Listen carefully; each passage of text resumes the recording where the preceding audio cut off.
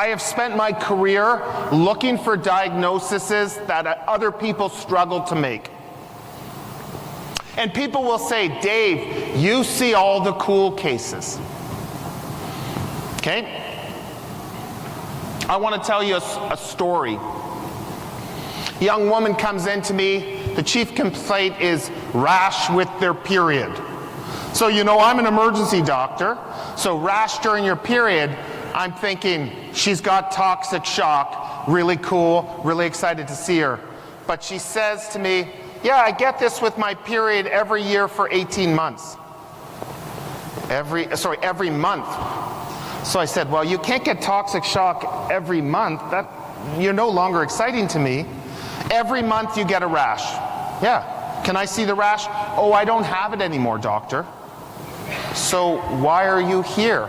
Well, you know, every month for 18 months, I get a rash right before my period, and then I get my period and it goes away. And you don't have the rash now? Do you have a picture of it? No. But you're here anyways and you have no rash, just so I understand. Yeah. Okay. Do you care about this woman? Do you find her interesting? I see an honest reaction, which is a lot of us couldn't care less. She has no rash, her vitals are normal. This has been going on for almost 2 years. Why are you here?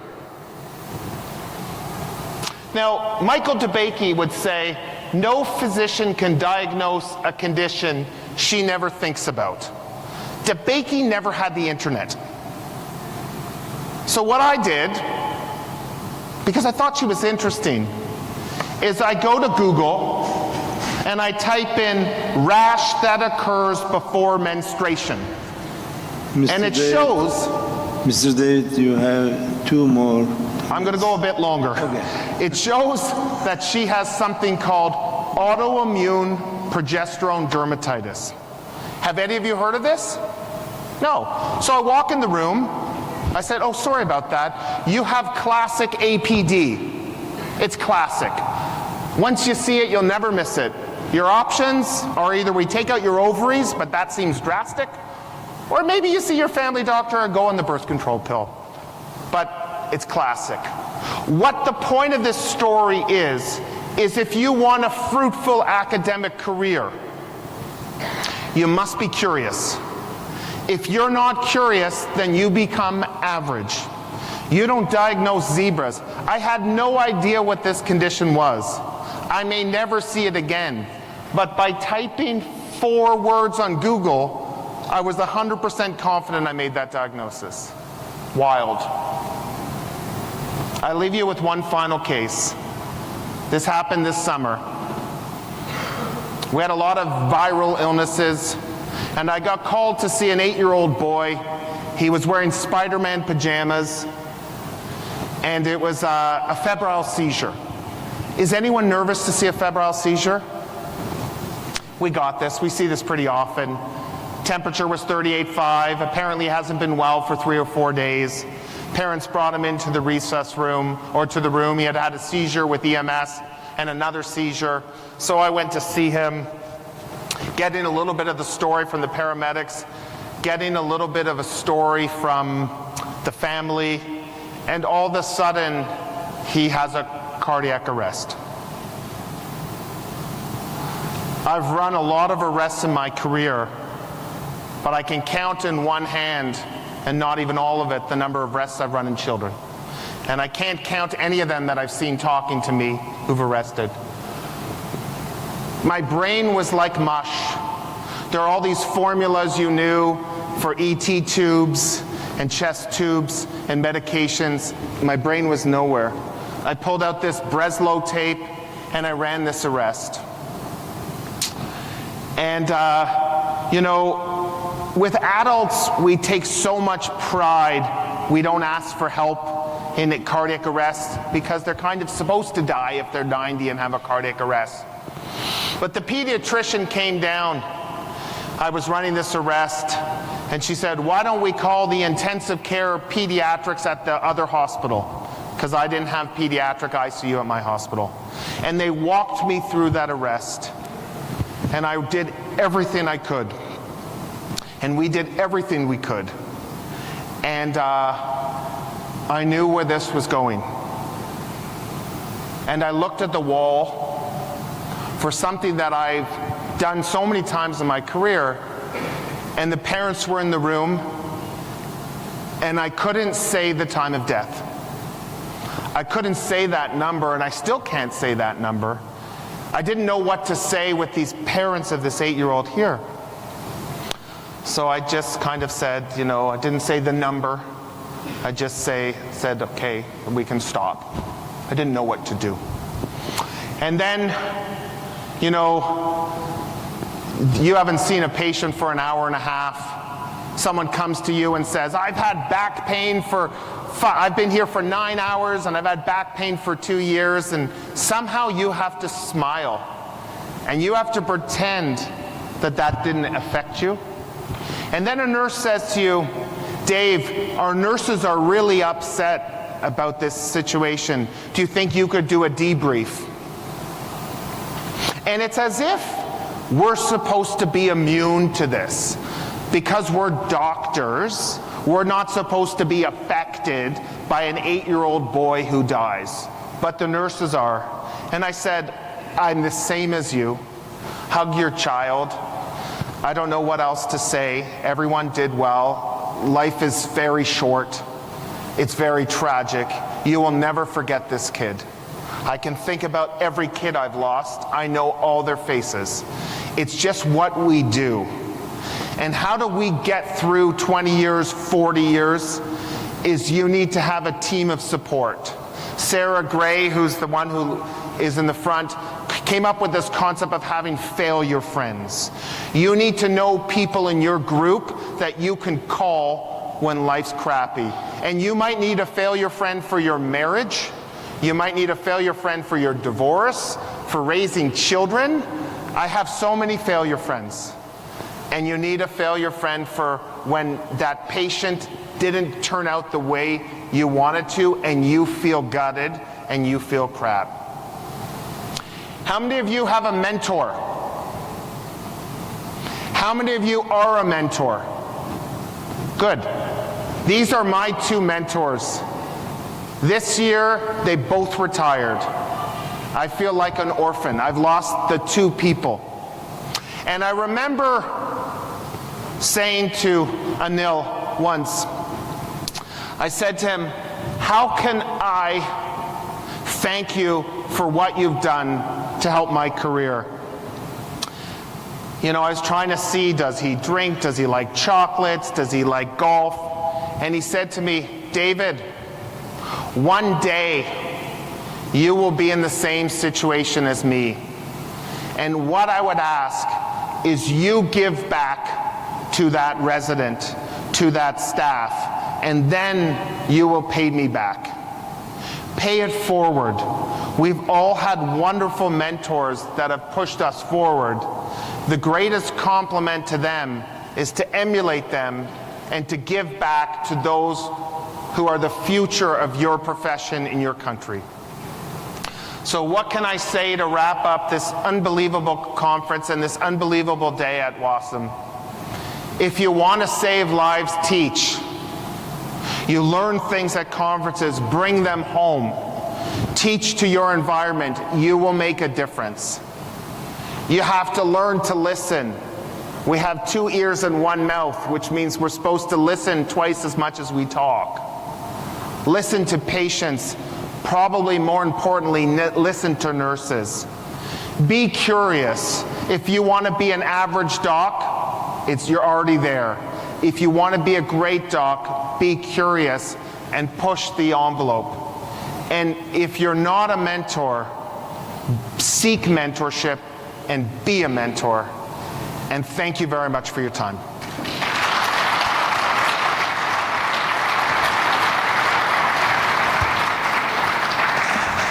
Thank you so much, Mr. Kerr. And they were, all the slides almost, were very nice reflections about life. It looks like there's a big party tonight, Do you want a big gala. Right here, 2015. What's the dress code, Bashar? Do we have to dress up nice? A tuxedo? Everyone come celebrate tonight, 10:15, 8:15, and we'll see you all later.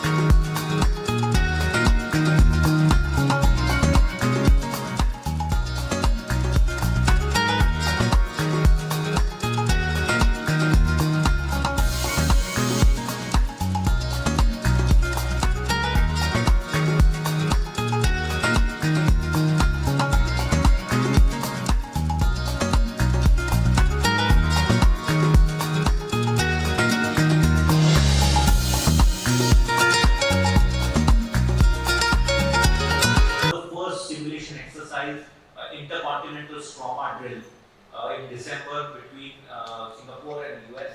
We'll tell you the results of the trauma drill, which will lay the foundation for our paper.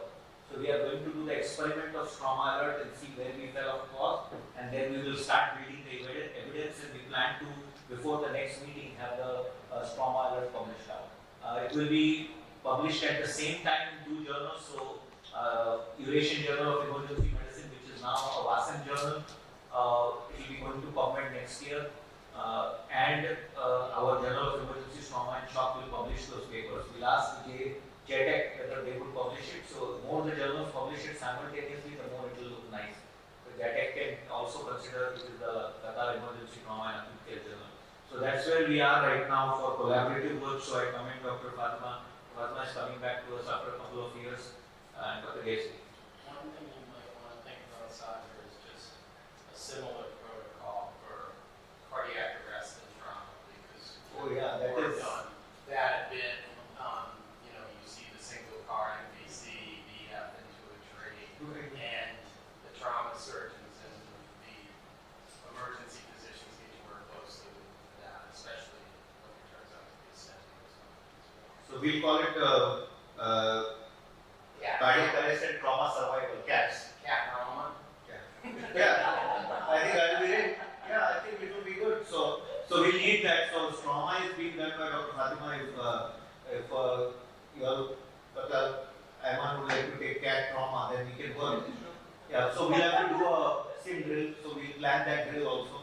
And the way we'll do this paper will be unique. Sal, if you are listening, the way the paper will be done is first will be simulation, which is a unique way of creating evidence and consensus, which has never been done. So this was an idea which was between the experts. Is they are not going to look at data. They are going to do real-time sim and then develop a consensus, which is very unique in the world of innovation.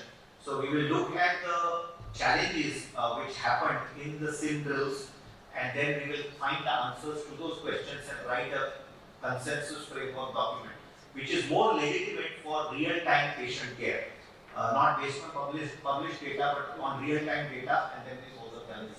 It will be unique. So thank you. We'll go on to Dr. Alvi, who will update us on top form, and which also coincides with Fia Daniel presenting the first WASM fellowship, and so then we go to fellowship training. Thank you, Dr. Sandra. Just want to confirm the outcome for next year, 2024 in Kuala Lumpur, and it's going to be tentatively from 23rd to 24th, and it's going to be Kuala Lumpur, or we may even go to the Langkawi Island as another side island. So it's subject to our convenience, notifications, and everything. We will book on my team. And second thing is we also TOPCOM has gone to Nepal. This is the second year TOPCOM in Wasan is in Nepal. So we are collaborating with Nepal now. We're also going to be collaborating with Indonesia. So Tokong with WASM and it's going to ASEAN partnership. And the next year's program will be a collaboration between all ASEAN partners, and they will be it's going to be more unique and more of their EMD teams will come in, and we may test the search and rescue situation, and that is what we have tentatively. And we need, it's going to be a Ministry of Health as well as the government and private university partnership, and there will be a lot of the Nation Red Crescent Society will be coming in. So we hope for your support and your commitment and your participation. We look forward to that. Thank you. So Alvi has done a fantastic work of branding Topcom.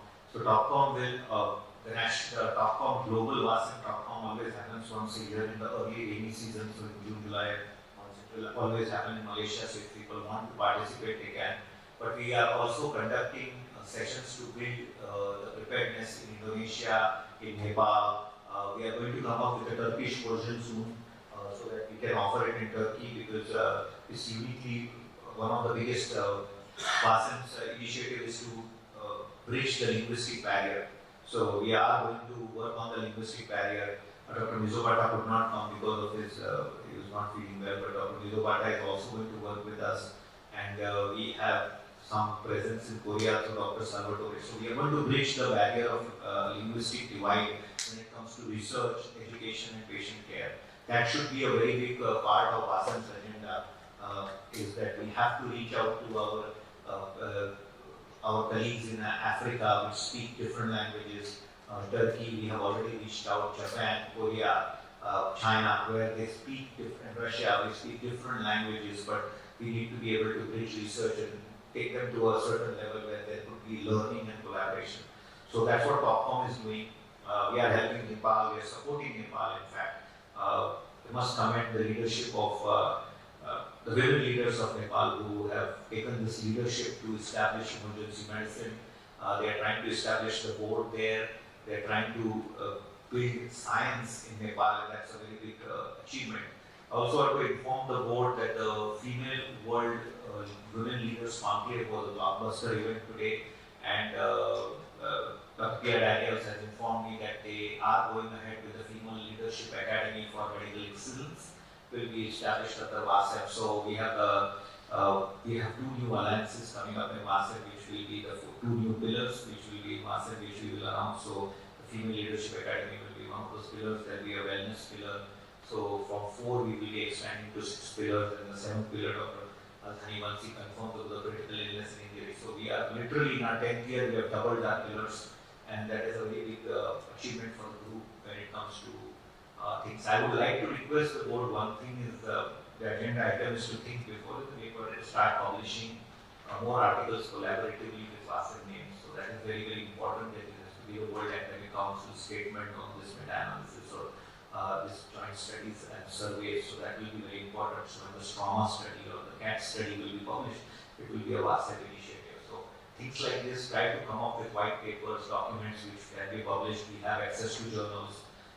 With his journal going with the EPAT journal touching PubMed very soon, and JTAX we are going to also support for their quest to PubMed. Once we go to PubMed, we will be having at least 25% of the publishing market under WASM, because we will have up to, with IndusCM having about 15 journals in PubMed, and we have about 18 to 20 journals in our reach, which is a huge market for us to publish, and I think we should work on that. So that is the most important part. Now we go to the two agenda items which are unique.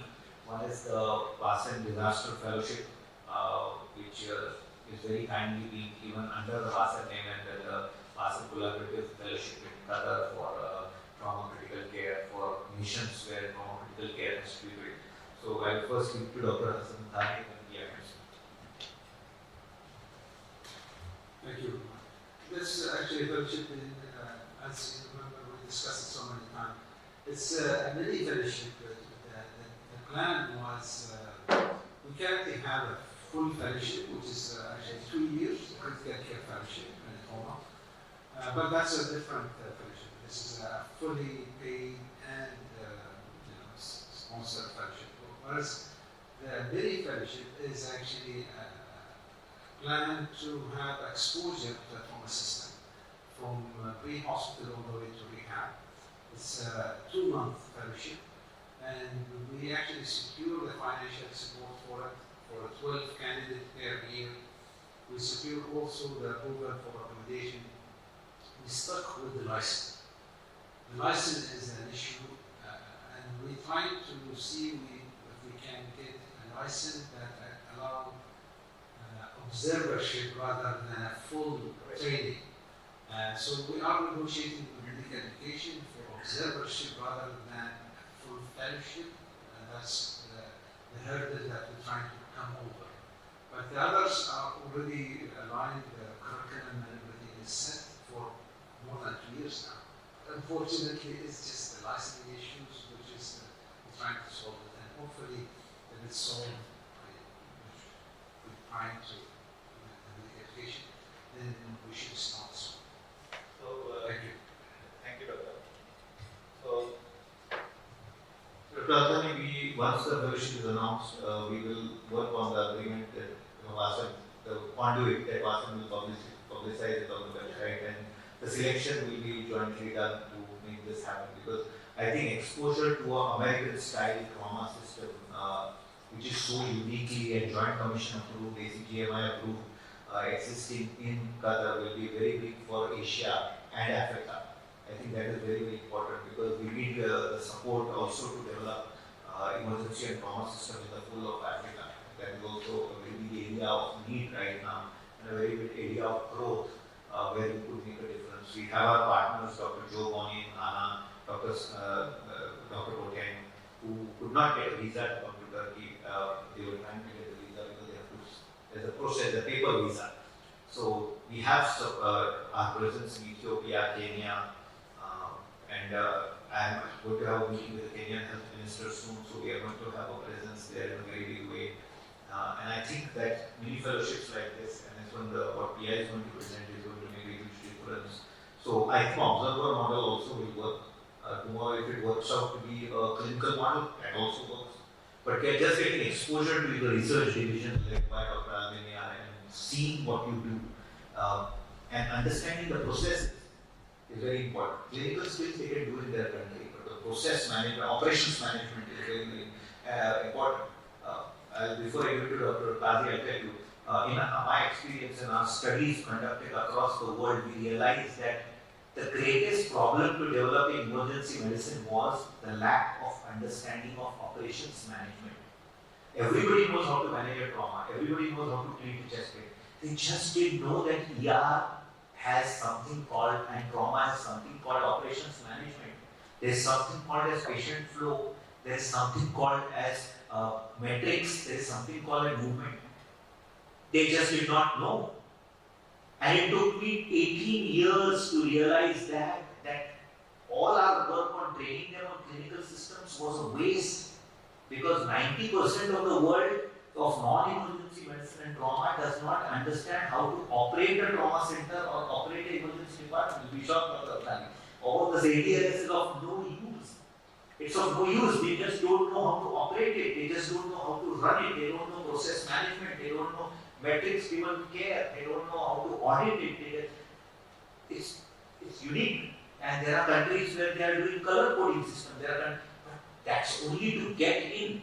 What do you do after the emergency and trauma resuscitation? How do you move those patients? How much do you CT scan? And that is a monumental failure for Dr. Eliza, you'll be shocked. It's a monumental failure that we did not recognize that the growth of emergency medicine was stagnant because zero operations management acceptability or training. So last 1 year, we have started training emergency physicians in India on operations management. How to run the department, what is the difference between policy, what is the difference between process, what is the difference between protocol. These are 3 different things, and there was no concept. If you ask any doctor in trauma or emergency medicine, what do you do for a motor vehicle accident? I'll change my name. The answer will be COVID, ATLS, temperature, pulse, blood pressure, respiration, prime minister again. I can ask you that. How are you going to, what is your policies on managing this trauma? What is the process you follow to manage this patient? And what are the protocols? So you will only know the protocols, but that is very different from the policy, that is very different from the process. And that was one of our greatest failures, which I humbly accept, is now we have quickly moved away to that, and now we are focusing on operations management. Dr. Khan. So that should be a part of the fellowship. Thank you, Segar. Thank you, Lisa. Dr. Azani, I actually had two items to talk about. One, I'm talking about on the new agenda items. I think it's very important to discuss. It's going to be a little bit of bomb in this meeting, so I will have to come back to it. There are some little questions about Dr. Azani to just help it here. Limited amount of information I am hearing right now raises one concern and a lot of I can tell you from my work in Lebanon, one of the main issues that I've been working on over the years, and I finally now have a minister who's busy and wants to make a reform with limited resources versus others who are more worried with corruption and selling and buying and importing equipment and medications and commissions. So now we have a different minister. The minister we have is actually because he needs to train the GPs to become the staff is fully funded hospitals. So he's willing to actually work with me on reforming the system. I've asked for reform, it includes many prongs, many elements, a handful of elements, and so many. But two main ones include the categorization of hospitals across all of the acute care facilities. Categorization based on trauma, critical care, and emergency capacity. Who has a blood bank?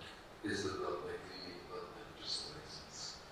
What is the total preparedness? Do we have surgeons who have the responsibility? Or are we able to really take care of these unique needs? Are we going to listen to people now? This kind of system, along with the issue of residency review committee, is something I met with board 17s and board 7 medical schools in Lebanon. And met with the dean and the president of the regional physicians, and we are at the point where we would like to do that. So when I hear about the availability of fellowship levels, I see opportunity. I see opportunity because I presume, and I don't know, but I presume that Qatar is a very good system. And I can tell you one of the things that came up in my meetings was the fact that who are we to go to another university and tell them the hospitals are not at the level of being 1, 2, 3, 4, 5. So the discussion with our Saudi friend in the MEMC, in Rhodes, with Dr. Majid Salami and others, was that potentially could, that's what there is a role for WASM and for Qatar, was to really have non-Lebanese come to Lebanon, and the Lebanese come to Saudi Arabia, and the Saudi, do this exchange where we have people voting and then deciding on the category of, the credentialing these categories. And I'm not talking about your commission accreditation, I'm talking about really categorization based on capacity of preparedness. So you bring us a very good opportunity. And I think it is time to look at how we can combine this beyond Qatar, via WASM, with your help, and use these categories. Now, you mentioned a 2-month fellowship, that's my concern. Once we use the name fellowship for something, we have a law and unintended consequences. Have we defined what the fellowship means, and are we putting the name of WASM next to a 2-month fellowship? 2 years. 2 years, if I mentioned, we have two different types of fellowships. Should we use the same name for the public, or could we do better for this time? I think we'll call it. You mentioned the licensing issue. I can tell you that the licensing issue, I know that we can send people in to your leadership. We have our board, we have eligible CEP, so I'm sure we can tell them in your fellowship. But the idea I want is, what do you need people to come off things? I mean, so I just would like more information, and perhaps if it was a 2-3 year fellowship, I would understand. But a 2-month fellowship, what is your objective? Why would Hamad do that? Thank you. It's called actually mini fellowship. It's not the reason for that is actually we're bringing people who are qualified. It's not to enhance their training, it's only to actually go through the system. It's just, unfortunately, in our region, there's a fragmentation of the trauma system or emergency system. So we have EMS and the different umbrella, we have emergency and the different also organization or authority, and then we have rehab and in-hospital different. We are lucky in Doha because it's a small country and 95% under the same umbrella which look after the whole service in the country. So, ambulance service, hospital service, rehab, integration with the community is under the same net. And that's actually give us the chance that we have to go through the whole system, the North American system, which is under the same umbrella. It's a national ambulance service, it's a national drone service, and it's a national rehab support. So all the things under the same umbrella. And so the one who will come for trauma is not somebody going to know how to do station. It's just to see how ambulance service work. You know, how the National Command Center coordinate, the dispatch system in the country, and then how the trauma system in Hamad works, all the components of the trauma, and then the rehab system. And during that time, they also can go and do some research at the same time. So we have also a strong national trauma database, which is actually we work with North American National Trauma Data Set, with the TQIP also, with the American College, and this is the only center outside North America, submitting this from 2011. So that's actually what's the benefit. I think that the one who's coming mature will have a chance to go through this without going to North America. That's the only thing. But we can discuss also the application for the formal fellowship, which usually is very tough because most of the candidate is from within Hamad.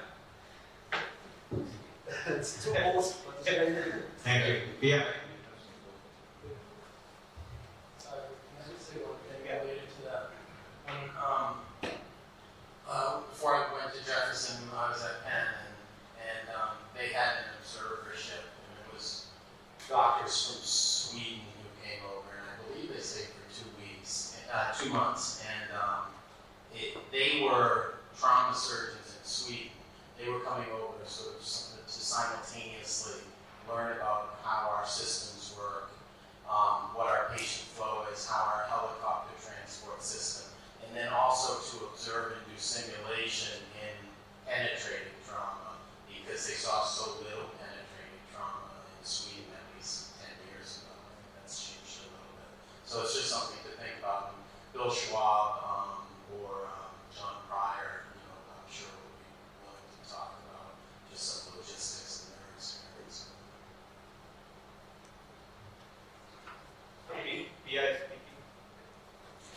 So I'm the fellowship director for the Disaster Medicine Fellowship at SUNY Downstate Hospital in Brooklyn. And what we did is I adapted the fellowship, the one-year program, and initially really designed for emergency medicine physicians, but we've actually, the director of our PICU has done the fellowship, so we broadened it to other specialties. And we adapted it so it could be remote. So essentially the exact same curriculum that the fellows who come train with me in person, we adapted it so it could be done remotely. To give you an example of how it's worked, we tested it out about 2 years ago. So I had a fellow who was a doctor in my facility, an ER graduate. And then I had Dr. Joe Rani, who was an ER attending in Ghana. And then I had a critical care doctor in India. And so the three of them were doing this fellowship at the same time, following the same curriculum.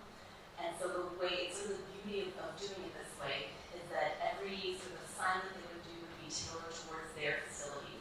So for instance, when we were on the block of chemical disasters, each of them would have to review the plans or policies for their facility, or if they have one, and create them. And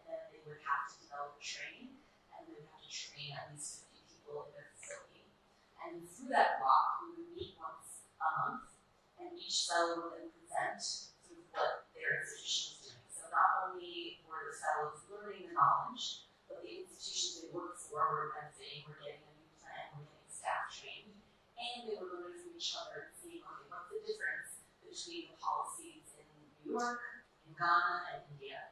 And then as part of the fellowship is always research, some sort of research the abstract, paper, and I gave them the option of actually if they wanted to do any collaboration. And so each of them did their own academic project, but then we started to look at creating databases that kind of included all three facilities and sort of look at doing joint IRBs between them. So it really, it's a one-year fellowship. The curriculum is accredited by my academic institution, SUNY. It's the exact same curriculum that the U.S. doctors get when they rotate with me, but it is always directly applicable in real time to the facility of the participant. And so that's the model that I've done so far. A newish model that I'm developing with Dr. Ali that hopefully will be starting in January is that Dr. Ali would like to give me 15 fellows that are going to be doing it remotely. There's going to be more diverse, so there'll be a mixture of ER physicians, other types of physicians, maybe some other healthcare sectors, and public health, etc. Again, everyone will follow kind of the same topic month by month, but sort of approaches on their sector. And the beauty is that we meet virtually once a month. We kind of review things so by having sort of one country with multiple sectors, now they're going to be able to kind of see what other sectors are doing. And so after the sort of pilot version of this program, the idea is that in the coming years, we'll have, again, multiple countries, again, everybody learning from each other, doing collaboration, trying to take their research projects and see how they can kind of collaborate that. So far we've tested it with just, one fellow from 3 different countries at the same time, worked really well. And then this next year, I'm testing it with 15 fellows from the same country, but from different kind of parts of the healthcare sector, to see how that goes. And then the goal is eventually to kind of do multiple countries, having multiple sectors from each country. We're learning from each other. We have joint journal clubs, and then ideally joint research projects. So she will put up the curriculum to the circulate to the group, so the curriculum is there. Both the curriculums will be circulated, and then we will certify them. So hopefully by this year, now that we are all meeting in person, we should be able to get it done. We have already discussed about the ultrasound in the village, as you said. The other part which I want to inform the board is the mic. The part. Yeah.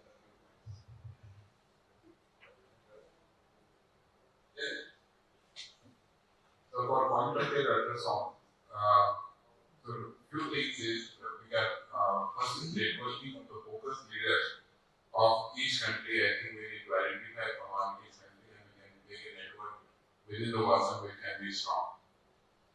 Number 2 is developing a common agenda for working on education, training and research on focus. At least the participating country, after we meet the networking of leaders, we can develop that.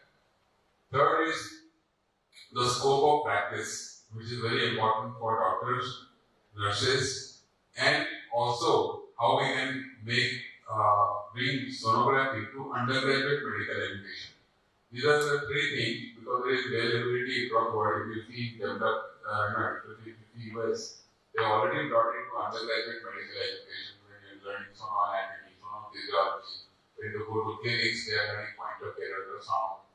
So these 3 things we also can adopt quickly, and work towards it. I think this can be done so that in future, because of smaller machines, it will become like a pocket, ultrasound. We can do adaptation of the technology to bring it in regular use. The next big point is doing regular networking, meeting of focus leaders virtually. We should do, this is a regular phenomenon, which we can do through our WASM, arm. And developing a fellow program, like we're discussing our fellowship in simulation, fellowship in disaster management. Similarly, fellowship in point of care ultrasound. This can be discussed and we can work towards it, this common agenda in developing a global fellowship on point of care ultrasound under the banner of WASM. That is what I think Sarah also yesterday was talking about that. So this can be some of the agendas. So I think we did this in meeting again, on the last bottom also. So I think the next immediate step will be, identifying within the country the focus leaders among you, and we can develop that over the. So we published a document under the leadership of Dr. Canlı on developing the focus in India through a framework. That framework is available on government. Developing the focus programs. Every pillar now will soon have a fellowship to offer in some country or the other. So disaster has one, critical illness, injury, patient care. Focus has to develop it. I've submitted an idea to Dr. Bowie, should be able to implement it and be WHO certified. We're going to do it digitally. It's a unique model which I'm developing. We have a lot, by the way, we have a lot of digital strength. So because of Indus being a partner, Indus was very digitally driven. I try to explain to all the members as we open this discussion for a quick discussion on the research part. We are welcoming Poland group with Dr. Spack is joining us. He's one of the, we have two big scientists in the group who are mega-published, Prabhat, Salvatore, Dr. Spack with over 400 publications in literature. I think the research agenda has to be developed. I want the research leaders to understand, which in the last 5 years of me working with Prabhat, is that the level at which Hama, y'all work, Dr. Gayski work is here. The world is not yet there. So if we really want to do hardcore research, we have to make way for them to really understand what we really want of them. So small studies which are achievable, will have more power if they are done. I understand RCTs are the strength of everybody, which America can participate, but when it comes to countries like India, where IRB is a challenge, Malaysia, Turkey, where IRB is a challenge, we may have to go with 5 patients, 4 patients, 3 patients. Can I say something about that, Sada? We discussed about 5 years ago in Dubai about the flash mob design we have developed in the Netherlands, where we do take a simple clinical question, sometimes a logistical question, and collect data from many hospitals in one day. And we have done it about sleep in the hospitals in 8 countries, including 2,000 patients in one day. Another study with capillary refill time, including 3,000 patients. We were planning to do that, but then the COVID came. And I think we should really discuss about that flash mob research where you collect data in one day, where it doesn't cost much time. We have enough experience to share with you our knowledge. And you were talking about, funny you said, when you talk about research, you said big data. We also got a big data unit now with new PhDs, and we are working on the first randomized controlled trial using big data in the world that we started on the 1st of December. So I would very much want to introduce the flash mob concept here. We should come up with a small group of researchers, come up with a question. We will give you all the necessary preparations and also background. I got enough PhDs to help me. So I would suggest that we just take it seriously and do a flash mob study. And what we noticed when we did the flash mob study was we had lots of media coverage, lots and lots of media coverage about the study. Because we have even patients coming during the day wanting to take part in the study when we do a study. So I would seriously consider that. I would like to do it with a group of people. Think about it. Yeah, I think it's a good idea, and maybe a small question, one-day study could be done. And also what Dr. Boyd said, when it comes to WHO, the gold standard method of giving emergency care is not clear. In Europe, we have done studies on Netherlands, Denmark, UK, Belgium, but it would be nice to do a study in one day, ask everybody what kind of patient they used to, how long did they stay, how many patients were admitted, what's their presenting complaint. That will give us a lot of insight into the method. So I would suggest that we do that, and maybe we can do it next year, couple to Vasan, 1 week before we come to the Congress, the next venue, we can do that. Just one short point responding to your response. Excellent idea. And this study we did it in 2019-20,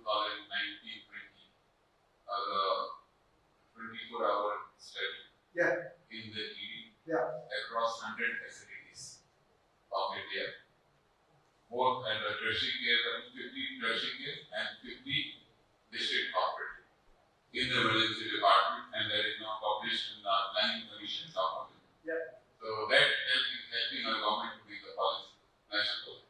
Second point that we can say is that regarding emergency cases, constantly in LMIs, we're doing right now doing a adaptive modeling of facility-based emergency care in India, right? So we're doing what can I say? I should given a grant by the Indian Council of Medical Research. I think we should talk, we should form a small key group and talk about it and come up with a plan. Sure. I think we should do platform modeling is a very good modeling.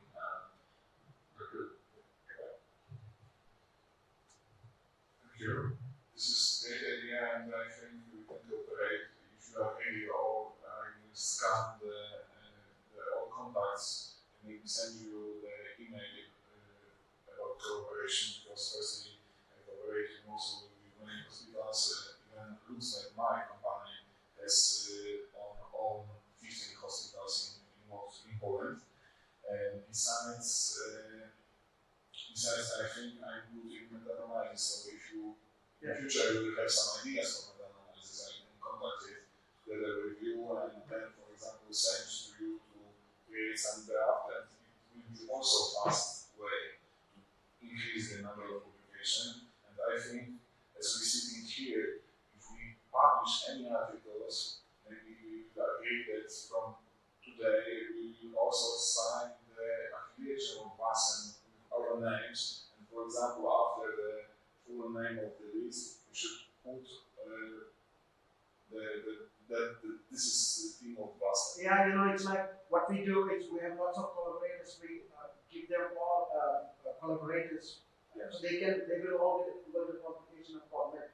We'll be doing a flash mode in a couple of months in the UK and Denmark. Maybe after that, next year I would say we'll prepare well. We'll talk about a research question. We need to have ethical approval. We have enough experience with doing this multi-center study. We could do something nice together, and then we can propagate it through us and flash mode. Almost what I want to say is already said, but I think that the research effort will be the good departments where we have dedicated research task group led by somebody and has a team with them to distribute the work, to organize the work, nobody will work as a solo from side equipment.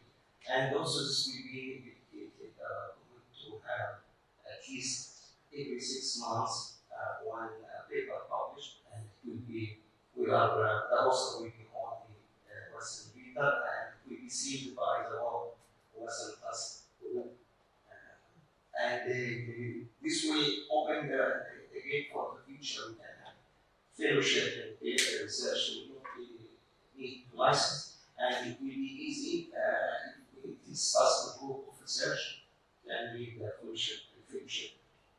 It is a good idea. But first, we need to have a dedicated group to be practice.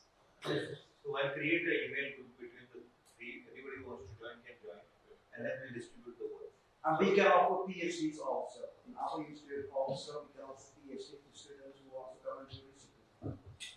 So I will create a research group. So we create a filler is already there, so we can have a team of top people who are good at data analysis, good at processing, and maybe one meta-analysis a year and one real-time study a year could be, or once in 2 years. It doesn't matter. We have a meta-analysis team also. So I suppose one meta-analysis will be not problematic, because I publish a lot of about 100 publications. yeah, but for the Vasan's sake, Yeah, but from this day, each publication will be also publication of Vasan. Yeah. If we increase and we cooperate together, the number of publications will increase diametrically. So, and And we have a full portal where we list the publications. We could do that. We should send a research link around once in 2 months when we start something new. So if you want to collaborate, we can collaborate. Okay. And I think we should do that. And all of you have the emails. So you are all on the group email, the readers. So you can email back to the group. Just change the title so that the stacking of the email doesn't happen in the emails and doesn't get lost. We have a group email. Yeah, group email is there. So we put you in that. Yeah. So yes, Aruna, you have one. We have to move fast on the agenda. So we will do that. So yeah, please. I just want to say, actually, your golden words about process management. This which you have been doing in Sri Lanka, recently started, right? And the other thing is about this focus.